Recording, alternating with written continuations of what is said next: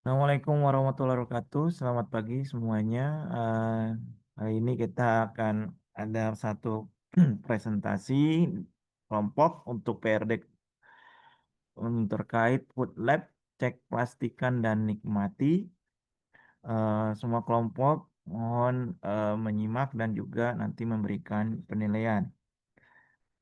Food lab ini akan disampaikan oleh kelompok 8 dan silakan kepada kelompok 8 untuk presentasi. Baik, sebelumnya terima kasih kepada Pak Yudhistira Aziz atas kesempatannya. Di sini kami dari kelompok 8 akan mempresentasikan proyek kami yang berjudul Food Lab, Cek, Ini Pastikan, udah balikin motor. dan Nikmati. Sebelum itu, izinkan kami memperkenalkan diri terlebih dahulu. Perkenalkan, nama saya Aprilizal Maulidina dengan NIM 101242020. Saya Nuriantal Tafatia dengan NIM 1052432. Lalu selanjutnya ada Afla Bilgani dengan NIM 101240111 dan ada Umu Rahmah Saidah dengan NIM 1052474. Selanjutnya, apa sih yang melatar belakangi dari proyek kami ini? Kami menilai kelayakan makanan seringkali menjadi tantangan bagi banyak konsumen. Banyak orang yang belum memahami tanda-tanda makanan yang sudah tidak layak dikonsumsi, seperti adanya perubahan bau, tekstur, warna, atau keraguan terhadap tanggal kadaluarsa. Nah, situasi ini tuh bisa menyebabkan dua risiko, di mana yang pertama, mengonsumsi makanan yang sebenarnya sudah rusak, atau justru membuang makanan yang masih aman hanya karena tidak yakin. Nah, melihat permasalahan ini, Food Lab itu hadir sebagai solusi praktis berbasis teknologi, di mana proyek ini merupakan pengembangan alat bantu yang dapat membantu pengguna menilai kelayakan makanan secara cepat dan sederhana, dengan input seperti bau makanan, wujud atau tekstur makanan, serta tanggal pembelian atau penyimpanan. Lalu tujuan dari proyek kami diantaranya yang pertama, memberikan edukasi tentang ciri-ciri makanan tidak layak. Yang kedua, memberikan edukasi tentang ciri-ciri makanan tidak layak. Lalu yang ketiga, membantu mengurangi pemborosan makanan. Dan yang keempat, mempermudah evaluasi makanan dengan pendekatan berbasis data.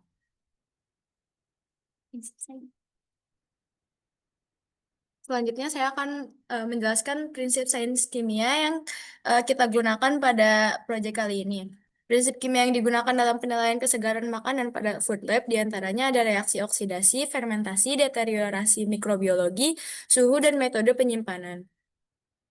Yang pertama ada reaksi oksidasi. Reaksi oksidasi ini dibagi menjadi dua, yaitu oksidasi enzimatis dan oksidasi non-enzimatis. Oksidasi enzimatis itu ketika sel terpotong atau rusak, fenol yang terdapat dalam dinding sel buah atau sayur terpapar oksigen. Kemudian enzim PPO atau polifenol oksidase mengkatalisis oksidasi fenol menjadi okuinon dan menghasilkan warna coklat. Kemudian ini adalah contoh dari reaksi oksidasi enzimatis. Kemudian ada oksidasi non-enzimatis. Oksidasi non-enzimatis adalah ketika oksigen masuk ke dalam makanan, terjadi reaksi antara senyawa dalam makanan dengan oksigen tanpa bantuan enzim dan terbentuk senyawa baru. Senyawa baru ini mengubah warna, bau, dan rasa dari makanan. Selanjutnya ada fermentasi. Fermentasi itu merupakan ketika bakteri atau kapang mengubah gula atau protein menjadi asam atau alkohol.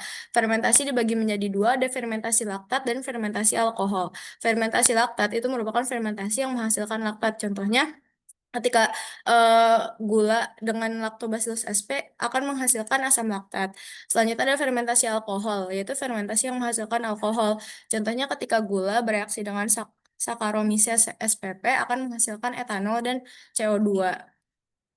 Selanjutnya adalah deteriorasi mikrobiologi. Deteriorasi mikrobiologi ini melibatkan bakteri atau jamur. Ada bakteri pembusuk dan ada jamur. Bakteri pembusuk ini contohnya ada enzim protease dan lipase yang menghancurkan protein dan lemak, menyebabkan bau menyengat dan tekstur lembek. Kemudian ada bakteri asam laktat menyebabkan penurunan pH drastis sehingga makanan menjadi asam. Jamur menghasilkan miserotoksin, aflatoksin patulin, dan merombak asam amino atau polimer menyebabkan bercak kehitaman, beludru, dan lapisan miselium berwarna. Kemudian yang terakhir ada suhu dan metode penyimpanan. Menjaga makanan di suhu rendah dapat menghambat reaksi kimia dan pertumbuhan mikroba. Untuk jika makanan disimpan di freezer, maka reaksi kimia dan mikroba hampir berhenti, tapi tekstur bisa rusak karena kristal es. Kemudian ketika makanan disimpan di chiller, maka akan memperlambat oksidasi mikroba 10 sampai 20 kali dibanding suhu ruang. Kemudian pada suhu ruang reaksi mikroba paling cepat maka buah atau sayur akan busuk dalam beberapa jam sampai hari.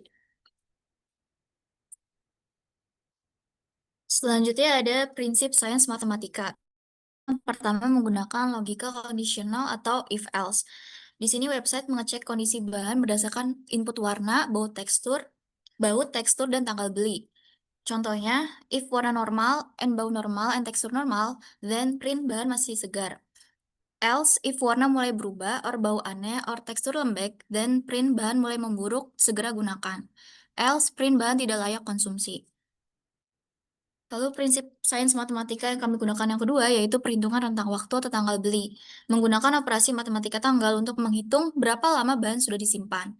Semakin lama bahan disimpan, maka semakin besar kemungkinannya sudah membusuk atau memburuk. Kemudian ini ada beberapa kompetitor dari Food Lab kami. Yang pertama ada Fresh Track. Fresh Track ini dia melacak tanggal kadaluarsa belanjaan dengan mengupload foto struk belanja. Jadi dia tuh berbasis dari hasil struk belanja dari supermarket gitu. Kalau misalkan nggak ada struk belanjanya, nggak bisa pakai Fresh Track. Kemudian ada KitchenPal. KitchenPal ini basicnya adalah aplikasi belanja dan dapur yang menguasai semuanya. Pelacakan pantry, pemindaian kode batang, daftar belanja bersama, perbandingan produk dan nutrisi, perencanaan makanan, pengatur keluarga, dan ide resep. Nah, tapi kalau misalkan KitchenPal ini, dia berbentuknya adalah sebuah aplikasi dan agak sulit untuk digunakan sehari-hari apabila hanya ingin bertanya terkait kadaluarsa sebuah produk karena untuk ukuran aplikasinya juga sekitar 60,5 megabyte. Kemudian untuk hasilnya dari Food Lab sendiri melalui pengujian makanan menggunakan Food Lab, pengguna dapat mengetahui tingkat kesegaran makanan melalui identifikasi sifat fisik makanan dan deteriorasi mikrobiologi. Dengan memasukkan data yang diperlakukan melalui web, pengguna dapat langsung mengetahui tingkat kesegaran makanan secara praktis sehingga bisa digunakan oleh siapa saja. Kemudian untuk kekurangan dari Food Lab tersendiri, itu yang pertama tidak menggunakan indikator kimia dan tidak mendeteksi bakteri, jamur, dan kapang secara spesifik. Yang kedua, kemungkinan kesalahan input subjektif dari pengguna dalam menilai warna atau bau. Kemudian yang ketiga, juga kemungkinan kesalahan input subjektif dari pengguna. Sama seperti yang nomor dua. Untuk kesimpulan dan sarannya, yang pertama, kesimpulannya adalah Food Lab mampu membantu pengguna dalam menilai tingkat kesegaran makanan secara praktis melalui identifikasi sifat fisik dan deteriorasi dengan input sederhana seperti bau, wujud, dan tanggal pembelian. Untuk sarannya, dapat adanya tambahan teknologi sensor pendeteksi biologis, kemudian menyediakan panduan input visual untuk mengurangi subjektivitas dan mempertimbangkan variabel lingkungan. Kemudian untuk video hasil demo dan codingan Python akan di-share terlebih dahulu.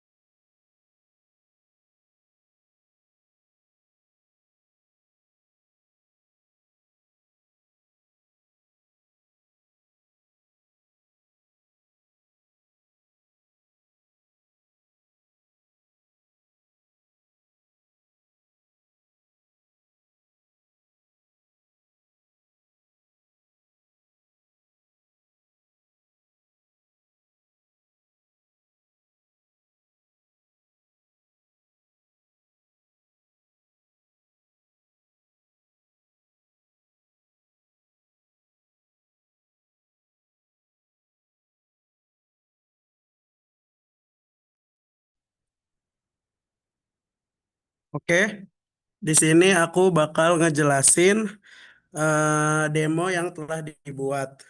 Di awal-awal program ini aku menggunakan pendekatan interaktif dengan fungsi input. Kami menggunakan pendekatan berbasis input terinteraktif dengan fungsi input di Python untuk menangkap data dari pengguna. Pertama, variabel nama bahan, menyimpan nama bahan segar, dan selanjutnya kemudian tanggal beli ditampung sebagai string dengan format day, month, and year. Lalu saya menampilkan pilihan tempat penyimpanan dengan mencetak daftar angka 1 sampai 3 dan menangkap pilihan pengguna menggunakan input lagi lalu dikonversi ke integer agar bisa dipakai dalam proses logika nanti. Nah, selanjutnya struktur program ini sengaja dibuat linear agar alurnya mudah diikuti pengguna. Di tahap ini belum ada validasi, tapi kode ini sudah siap untuk digunakan sebagai dasar pengolahan data kondisi bahan segar di bagian berikutnya. Nah, setelah eh codingan ini di run, nanti hasilnya akan seperti ini. Wih, gimana, wih?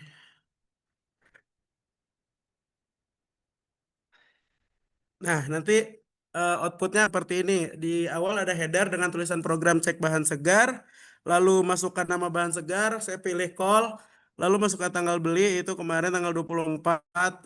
Lalu tempat penyimpanan, saya pilih di suhu ruang. Lalu kol berwarna coklat abu, tidak. Kol memiliki bau asam belerang, tidak. Kol memiliki bentuk lembek dan sobek, tidak. Nah, jadi nanti akan menghasilkan output bahan masih segar. Nah, lalu setelah website kita didesain, nanti hasilnya akan menjadi seperti ini. Nah, di halaman akan ada bagian judul yaitu foodlab.com. Selanjutnya di sini ada tips and trick cara menyimpan buah dan bahan lain-lain agar tidak cepat layu. Selanjutnya kita mengklik bagian cek bahan, lalu di sini kita masukkan bahan yang ingin dicek. Nah, di sini saya memilih bahan yang dicek adalah mentimun. Nah, setelah itu, setelah kita memasukkan bahan yang ingin dicek, lalu kita memasukkan tanggal beli dengan format day strip bulan strip tahun. Nah, setelah kita masukkan tanggal beli, saya pilih yaitu hari ini, tanggal 3 Juni 2025.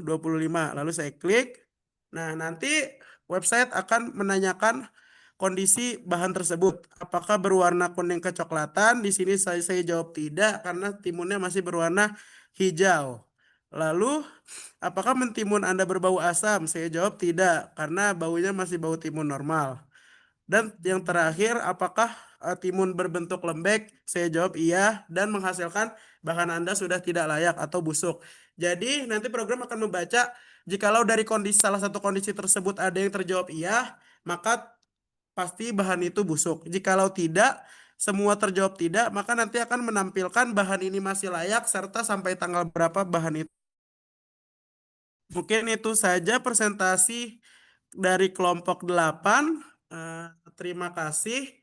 Jikalau ada pertanyaan, silahkan ditanyakan. Baik, terima kasih kelompok 8. Sudah ada, itu aja. Ada lagi yang mau disampaikan? Terus and condition dari video tadi nggak ada ya? Kenapa, Pak? Yang tadi saat simulasi mau disampaikan nggak kekurangannya itu di mana gitu. Kalau nggak ada ya sudah. Kekurangan di... Ya saat simulasi tadi Oh, oh ya. Saat simulasi tadi tuh kekurangannya menurut kami di share screen eh, aja. program yang kami buat tuh terlalu subjektif objektif pengguna Pak. Jadi kayak belum terlalu spesifik bisa meneliti itu bahan-bahan benar busuk. Jadi belum bisa menghasilkan bahan itu busuk apa enggak secara 100% gitu. Mungkin itu aja sih Pak.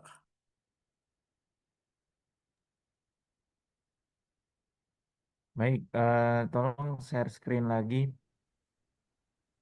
Kalau ada pertanyaan silakan dari audiens. Silakan raise hand dari kelompok lain untuk meyakinkan apakah ini layak untuk dilakukan atau enggak dikembangkan ya.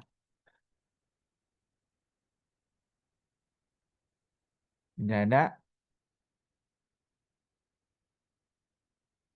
Baik, coba share screen lagi tadi slide-nya.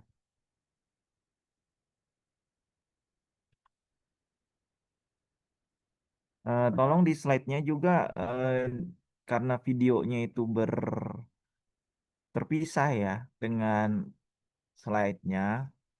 Kalau bisa ada simulasinya di slide ya. Jadi eh, kayak tata caranya gitu ya. Bagaimana caranya menggunakan eh, aplikasi ini, web ini.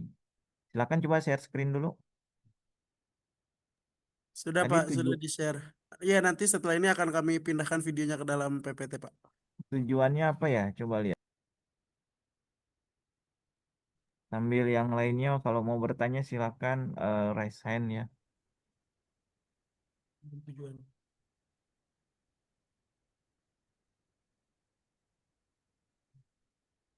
Oke, tujuannya memberikan edukasi ciri-ciri makanan tidak layak, ciri-ciri makanan tidak layak.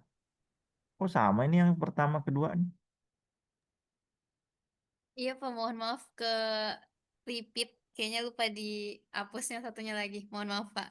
Terus edukasi ya, karena tadi Anda memberikan penilaian subjektif dengan parameter yang dilakukan, tapi parameternya kurang jelas dari segi bagaimana bisa decisionnya ya, bagaimana bisa menentukan ini layak tidak layak untuk dimakan. Kalau cuman parameter kadaluarsa mah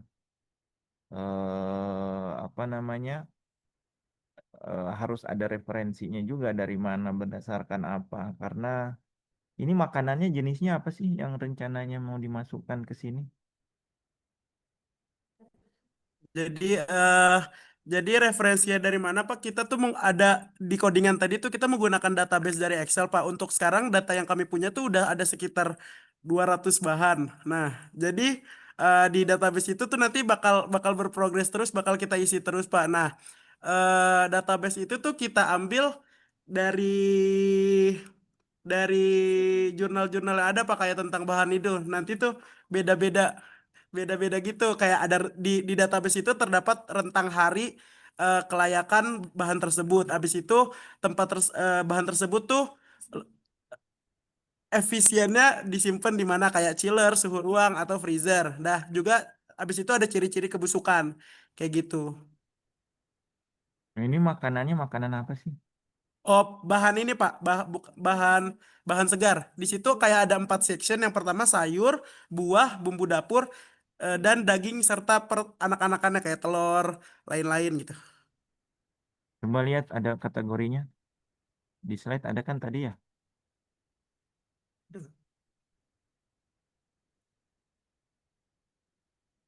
Kategori makanannya gitu yang bisa masuk di situ. Jadi ada term conditionnya bahwa makanan yang bisa ditaruh di sini adalah makanan segar, tapi jenisnya tertentu, ya kan? Lebih ke sayur-sayuran.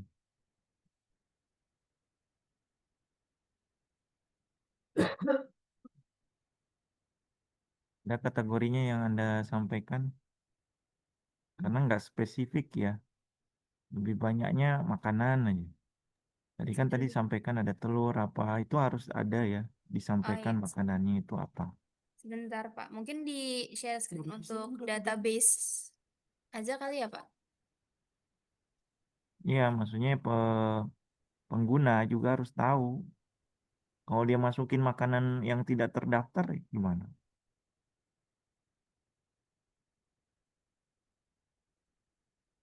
Dan kalau namanya food lab, menurut saya itu terlalu gede ya, terlalu broad gitu ya, terlalu banyak umum. Jadi mungkin ganti lebih ke spesifik yang ingin kalian lakukan gitu ya. Misalnya eh, apa namanya aplikasi penilaian kelayakan makanan. Karena kalau food lab kan arahnya bisa kemana-mana ya. Nah, terus kalian nyambung tuh ke latar belakang.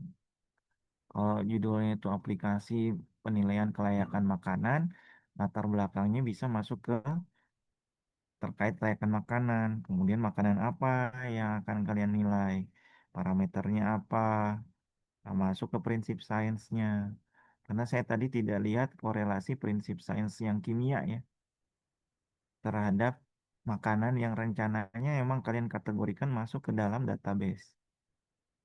Misalnya sayur, ya udah sayur gitu kan makanannya. Kalau ada makanan siap saji, masuk nggak? Halo, paham nggak yang saya sampaikan? Ada yang mau ditanya, tanggapi? Nah ini Pak, database yang kami buat Pak. Ya, database-nya itu bukan database Paham, paham Pak. mentah. Jadi tadi yang Bapak ada korelasi di prinsip sains. Ya, Kenapa?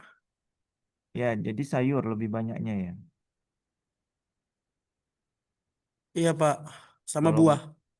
sayur buah, udah fokus di situ aja. Soalnya kalau jenis makanan lainnya akan lebih banyak lagi variasinya ya. Dan ini sayur dan buah. Oh oke Pak. Berarti kan aplikasi penilaian kelayakan sayuran dan buahan segar, gitu kan? Iya Pak, oke. Lebih spesifik daripada food lab. Terlalu Terlalu banyak ya Pak datanya ya Pak. terlalu banyak dan terlalu umum.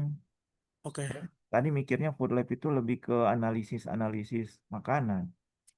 Ini lebih lebih cenderung ke arah organoleptik ya, Iya, ya kan? ya Pak betul. Bau, wujud, ra- rasa nggak ada ya, karena kan nggak dirasa, sama tanggal pembelian. Nah, wujud aja udah Iya banyak Pak. sebenarnya. Iya Kalau Pak, betul.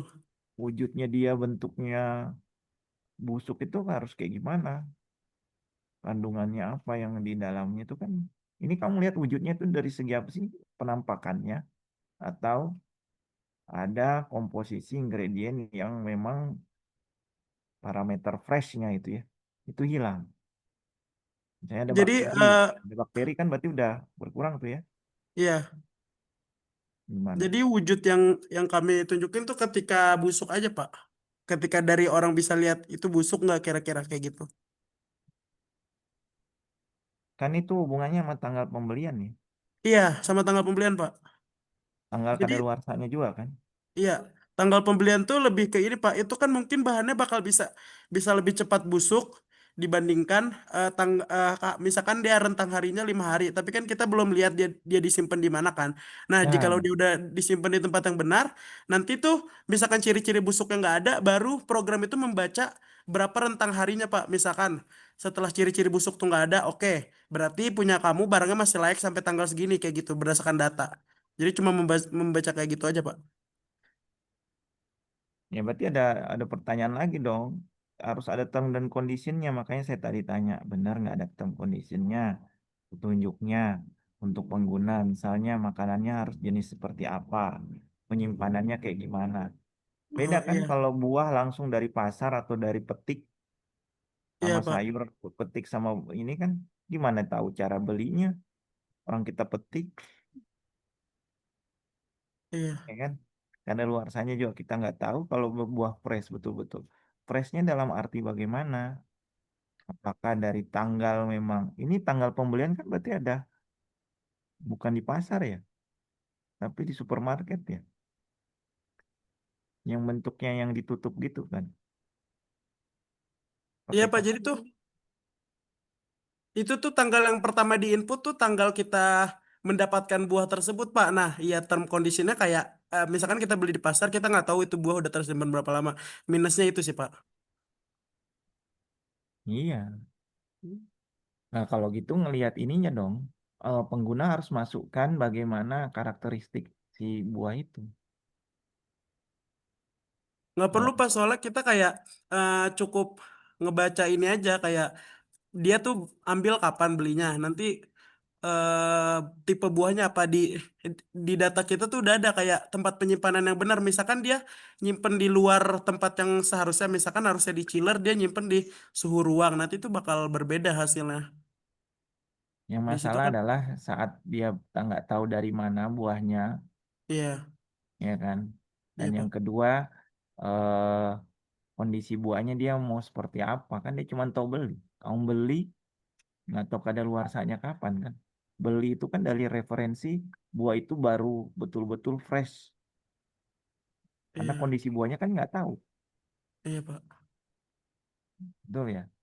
Nah ini ada yang kurang bisa digunakan nih ya dari segi tanggal pembelian menurut saya. Kalau mau identifikasi wujud itu bagus kalau misalnya dia bisa mengidentifikasi sendiri, Anda masukkan data-datanya, karakteristik buahnya, kemudian bisa di-scan gitu ya. Kira-kira ini buahnya udah tinggal berapa lama Hmm, lagi. jadi ngebaca foto gitu ya Pak? Bisa membaca dari karakteristik dan foto yang dihasilkan. Ya dia harus kirim fotonya, Iya, bukan tanggal pembelian. Kalau tanggal pembelian bisa kalau dari segi itu tadi yang di supermarket dia iya, ada tanggal masuknya kan, iya Pak. dan kadaluarsanya itu bisa dilihat. Tapi kalau yang dari pasar ya harus bentuknya. Jadi harus ada alternatif wujudnya itu bentuknya harus difoto juga ditambahkan. Kemudian prinsip sains. Saya mau lihat prinsip sainsnya yang kimia itu apa sih? Fenol, pembusukan, segala macam kan tadi. Ada terkait pembusukan, fermentasi, sama apa lagi tadi? Pak, ada oksidasi, fermentasi, deteriorasi mikrobiologi, sama suhu dan metode penyimpanannya. Nah ini kan teorinya.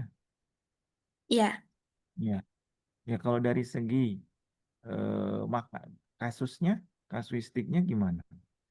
mohon maaf Pak, boleh diulang? Bagaimana dari segi kasusnya? Kapan terjadi oksidasi? Bentuknya kayak gimana? Tuh sayuran buahnya.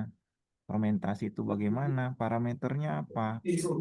Yang kamu jelaskan tadi kan lebih fermentasi itu seperti ini dari segi teorinya. Betul, prinsip sainsnya. Tapi dari segi pengaplikasiannya, ada nggak parameter dia itu sudah teroksidasi, dia itu sudah terfermentasi? Ya kembali ke wujud kah, ke buah, ke apa, ke wujud kah, atau ke mana, ke baunya kah, atau ada apa gitu yang kalian bisa lihat. Parameternya apa sih? Tadi Kalau juga misalnya oksidasi, misalnya tadi oksidasi enzimatis, si ya. fenol ada di dinding sel buah atau sayurnya teroksidasi. Jadi nanti Jadi nanti warnanya coklat. Terus bisa juga dia hasilnya ke baunya kayak tadi baunya jadi bau menyengat, bau asam kayak gitu Pak. Atau enggak jadi teksturnya teksturnya lembek. Berarti memang wujudnya itu kan di karakteristiknya kan dikasih pilihan ke pengguna untuk menilai wujud dari buah itu kan. Untuk memberikan kesimpulan parameter I- apakah itu layak, sudah busuk atau tidak kan, terfermentasi atau tidak kan.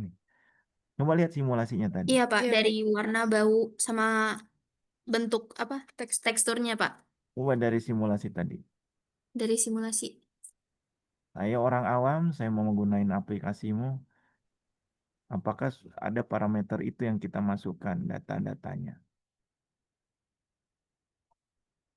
Yang masuknya ada parameter enzimatis, oksidasinya, ada parameter fermentasinya, ada parameter suhunya tadi ya. Coba dilihat simulasi.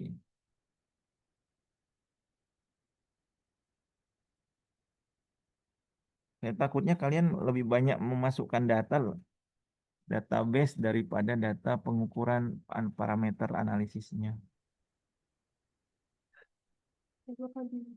Mana ya? Nah, Mana? realisasi nanti sama Bapak.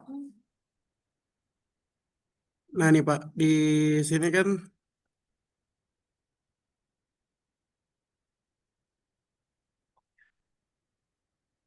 nah di ininya tuh kita kayak nanti di programnya itu udah udah membaca gitu Pak setelah di input. Misalkan kita pilih mentimun, nanti tuh ciri-ciri mentimun udah teroksidasi dan lain-lain tuh kayak gimana? Misalkan satu mentimun berwarna kuning kecoklatan, selanjutnya Kalau dia mentimun tidak tuh kuning apa? kecoklatan, Berarti dia belum. kan bisa aja kehitaman, bisa aja ada. Tapi ada faktor lain Pak selain dari warna. Misalkan warnanya belum terlalu kelihatan, mungkin dari baunya atau dari nanti wujudnya. Kalau udah busuk pasti salah satu dari 3 faktor ini ada sih Pak. Makanya harus ada 3 faktor tersebut yang eh, harus terlewati gitu, kayak terjawab tidak baru bahan itu masih segar. Kalau salah satunya ada terhitung busuk. Oke, berarti tadi kayak busuk tadi ada eh, parameternya apa tadi? Reaksinya? Ada Reaksi fenol. kimianya. Hmm. Kenapa Pak tadi pertanyaannya? Ya, saya ingin tahu penilaian kalian busuk itu karena apa? Karena warna saja dan dipertanggungjawabkan dari reaksi yang dihasilkan. Reaksinya berarti ada fenol ditambahkan O2 gitu ya, teroksidasi. Ya. Iya, Pak. Apakah itu semua sama dengan di sayur sama buah?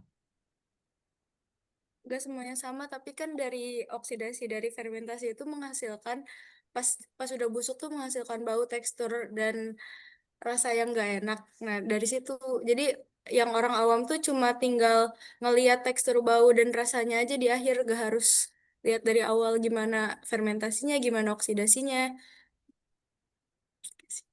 Oke, tapi memang masih secara visual ya. Ini memang Iya, Iya, Pak. harus Pak. Karena banyak. biar orang awam juga gampang ngelihatnya kan, gak perlu harus sampai ke reaksi-reaksi kimianya gitu. Ya, tapi saya lihat Anda cuma banyak database dari segi jenis makanan segarnya, ya, makan sayuran dan buahnya. Tapi Iya, kan, karena untuk kedepannya juga kan database ini tuh akan selalu kita update lagi dari segi misal ada bahan baru atau misal ada indikator baru yang bisa ngeliatin kalau misalkan bahan itu tuh masih busuk atau tidak gitu-gitu, Pak. dia karena parameternya cuma 3 itu. Iya, karena kalau Warna, misalnya untuk ke penggunanya memang kita mudahkan biar karena ini kan nggak ada kita nggak ada juga nggak ada variasi gitu, variasi warna. Misalnya dia udah klik nih, dia pilih sawo atau dia pilih buah apel gitu ya. Ya kalau dia busuknya nggak coklat, tapi bau, bilang nggak iya. layak nggak? Berarti nanti karena kan kalau misalkan dari inputan codingnya, berarti kalau misalkan salah satunya aja udah menghasilkan jawaban tidak, berarti nanti Ya, dia akan, oh jawaban iya atau tidak tuh nanti dia akan menghasilkan ininya. Iya, maksud saya harus ada butuh karakteristik warna untuk suatu jenis buah atau sayuran yang Anda taruh di situ. Kayak misalnya kentang. Kentang coklat kan? iya Pak. Terus dia warna kuning kecoklatan. Ya emang warnanya kuning kecoklatan. Enggak Pak, itu nanti beda-beda Pak Iya, di iya, di database-nya. iya artinya parameter untuk buah-buah tertentu itu harus juga jelas. Tidak harus Iya, semuanya kuning kecoklatan, iya Pak. terus semuanya bau busuk. Kalau jengkol bau memang, Iya, tapi kecoklatan, kuning kecoklatan ya ada juga jengkol kecoklatan iya. memang. Itu tuh tadi contoh untuk khusus mentimun Pak, tapi yang lain tuh di database udah beda-beda hasil Ya hasil coba baunya, kasih hasil satu warnanya. contoh, contoh baunya untuk buah bagaimana, sayur bagaimana. Hmm. Jadi Di, parameternya itu tidak langsung bagi pengguna itu langsung menjawab pertanyaannya atau tidak, nih, tapi kayak dia gini harus Pak, misalkan menilai kita sendiri. milih tadi kentang, udah ada belum ya kentang? Oh, nih contoh kita ngambil jagung, Pak. Jagung. Di sini tuh nanti hasil yang bakal muncul tuh kuning kehitaman, baunya asam tajam. Terus wujudnya tuh kering, apa hancur, bukan malah lembek, Pak. Jadi udah emang beda-beda nanti outputnya.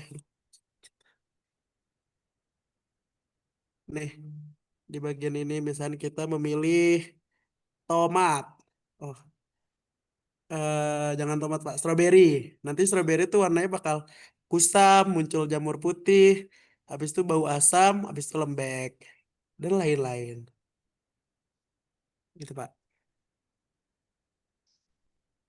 Ya, nah berarti pertanyaannya harus banyak kategorinya. Iya, Pak. Jangan langsung pertanyaan nusuk kuning nggak, bau nggak gitu kan? Iya, Pak, Jadi benar. timun tuh nggak seperti itu terus semua gitu ya, misalnya.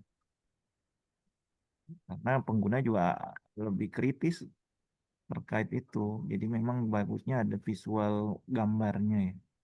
Mana sih Iya, bentuknya Pak. timun Oh iya. busuk? Oh, kita lebih baik nunjukin visual gambar timun busuk gitu ya, Pak ya? Iya. Iya.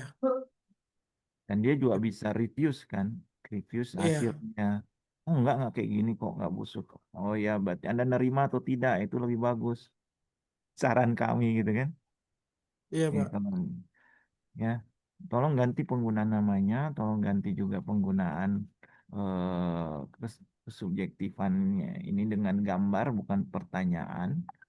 Dan yang ketiga, prinsip Oke. sains yang disampaikan itu adalah prinsip sains secara umum, tapi bukan apakah untuk buah atau sayur itu semua melingkupi hal itu. Nah, itu perlu ditambahkan di sini ya, hasil dan Oh, oke. biar lebih Saya izin spesifik. bertanya, Pak. Kalau nanti di parameternya tetap ada pertanyaan tapi disertain gambar juga boleh nggak, Pak? Tapi inputnya nanti bakal bukan bukan ya mungkin kayak gitu, Pak. Ditambahin gambar juga supaya supaya pengguna bisa bisa dapat dua referensi lah. Atau gambar aja, Pak. Gambar dan karakteristiknya lah Oke. ya. Saya coba simpulin apa tadi sarannya. Berarti yang pertama itu kita harus ganti namanya jangan food lab karena terlalu umum. Lebih spesifik aja menganalisis sayur dan buah. Habis itu di Cara bagian visual ya, ya kenapa, Pak? cara visual. Ya, secara visual. Nah, setelah itu di bagian tadi karakteristik lebih baik ditambahin juga gambar bahan jika sudah tidak layak. Dan selanjutnya di bagian prinsip sains jangan terlalu umum, bisa dibuat spesifik lagi antara sayur dan buah. Mungkin itu ya, Pak. Ya, sama Oke. ini tadi kelemahannya apa tadi coba sampaikan. Kalau mana tadi nih indikatornya tuh terlalu banyak outlier, Pak, karena ini beneran objektif dari pengguna, jadi belum bisa benar-benar menakar. Jadi kekurangannya benar-benar baru bisa menakar ketika bahan itu busuk. Dan Iya. juga tanggal beli tadi tuh lebih baik dihilangin aja, soalnya kayak orang tuh belinya bisa beda-beda di waktu di pasar itu juga nggak ada yang tahu kan. Jadi lebih Ya baik kalau mau masukin. ada tambahan apa tambahan Anda mendapatkan di mana gitu loh. Oh, oke. Tempat di mana terus kalau ada tanggal kadaluarsanya bisa dimasukkan Oke. ya. Itu sih, Pak, Hmm. kekurangannya. Ya itu ya. Jadi jangan terlalu umum. Kurangannya tambahkan lagi karena kalian kan masih memang baru awal ya. Dan ini Iya, masih Pak. bisa dikembangkan sebenarnya. Cuman itu tadi jangan keluar dari spesifik yang Anda sudah track yang ingin dikembangkan Hmm. gitu loh. Jangan Siap, Pak. kemana-mana gitu. Udah hasil Siap. untuk makanannya jangan makanan cuman sayur buah aja. Kalau mau sayur aja nggak masalah. Jadi lebih spesifik Ya, ya. Pak. Ya. Dan jadi sasarannya juga jelas untuk orang pengguna sayur, ibu rumah tangga dan lain-lain. Baik, itu saja ada tanggapan dari kelompok 8. Tidak ada. Cukup, Pak. Kalau tidak ada, cukup. Ada yang mau nanya Cukup. nggak? Siapa tahu ada yang mau tambahan tanya. Jangan lupa untuk mengisi lembar penilaiannya ya. Jujur ya, kalau nggak ada yang kurang, sampaikan saja di sana.